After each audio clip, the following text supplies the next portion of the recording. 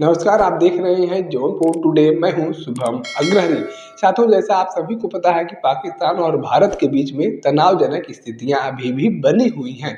ऐसे में कल विदेश मंत्रालय के द्वारा एक प्रेस कॉन्फ्रेंस किया गया और कुछ अहम बातें बताई गई। विदेश मंत्रालय के द्वारा प्रेस कॉन्फ्रेंस में अमेरिकी मध्यस्थता को लेकर भी बातें कही गई, कश्मीर मुद्दे को लेकर भी बातें कही गई, साथ ही साथ जो पाकिस्तान और भारत के डीजीएमओ की बातचीत होने वाली थी उस पर भी बातें बताई गई हैं। डीजीएमओ की बात किया जाए तो विदेश मंत्रालय के द्वारा कल बताया गया कि विदेश मंत्रालय के प्रवक्ता रणधीर जायसवाल के द्वारा कल बताया गया कि पाकिस्तान के उच्च आयोग के द्वारा भारत से बातचीत करने के लिए, भारत के डीजीएमओ से बातचीत करने के लिए 12:30 बजे के आसपास संपर्क किया गया था, लेकिन हॉटलाइन पर कुछ तकनीकी दिक्कतों के कारण यह संपर्क नहीं हो पाया था और उसके बाद फिर 3:30 बजे के आसपास दोनों देशों के डीजीएमओ की वार्ता हुई है। विदेश मंत्रालय के प्रवक्ता रणधीर जायसवाल के द्वारा बताया गया कि अमेरिका जम्मू कश्मीर मुद्दे को सुलझाने के लिए मध्यस्थता करने की बात कर रहा है, लेकिन भारत के द्वारा इस पर कोई विचार नहीं किया जा रहा है क्योंकि यह दो देशों का आपसी मामला है। इसमें किसी तीसरे की मध्यस्थता की हमें जरूरत नहीं है। हम कश्मीर मुद्दे पर किसी भी देश की मध्यस्थता नहीं चाहते हैं। हम यह नहीं चाहते हैं कि हमारे आपसी मामले को किसी तीसरे के द्वारा सुलझाया जाए या किसी तीसरे के द्वारा हमारे आपसी मामले में दखल अंदाजी दिया जाए।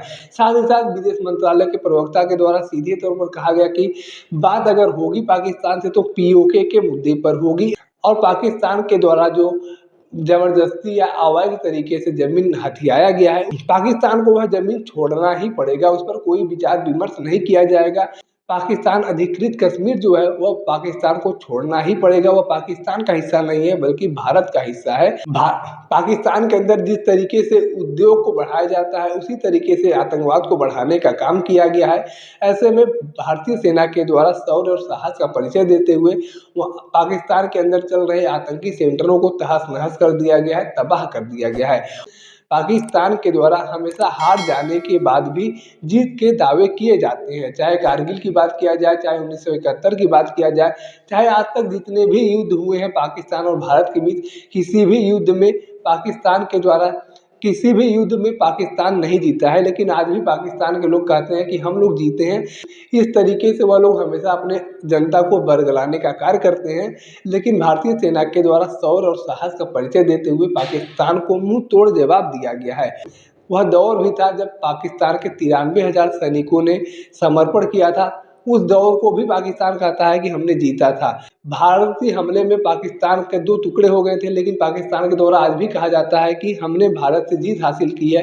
कारगिल युद्ध में भारत को जीत हासिल हुई थी, लेकिन पाकिस्तान कहता है कि हमने जीता था। तमाम चीज़ें हैं जो पाकिस्तान के द्वारा अपने जनता को झूठ बोलकर बताया जाता है और यह दावा किया जाता है कि भारत को हमने सबक सिखाने का कार्य किया है, जबकि इसमें किंचित मात्र भी सच्चाई नहीं है। अगर पाकिस्तान के द्वारा भारत से युद्ध जीता गया होता तो बांग्लादेश नहीं बनता। अगर पाकिस्तान के द्वारा युद्ध जीता गया होता तो 93,000 सैनिक उसके हमारे सामने सरेंडर न कर रहे होते।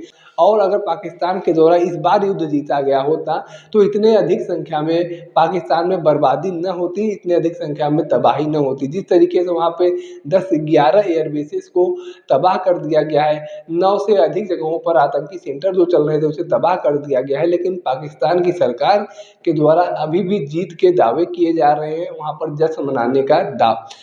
जश्न मनाया जा रहा है। यानी कि भारत के द्वारा पाकिस्तान को 2 टूक जवाब दे दिया गया है और बताया गया है कि पाकिस्तान को पीओके छोड़ना ही पड़ेगा। साथ ही साथ अमेरिकी मध्यस्थता पर भी 2 टूक जवाब दिया गया है पाकिस्तान और अमेरिका को।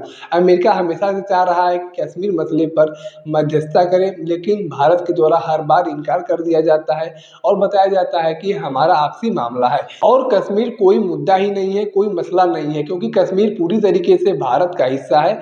और पीओके जो पाकिस्तान के द्वारा ऑक्युपाइड किया गया है, जो अवैध तरीके से पाकिस्तान के द्वारा हथियाया गया है, मुद्दा तो वहाँ पर है, झगड़ा तो वहाँ पर है और उसको हम अपने तरीके से सुलझा लेंगे।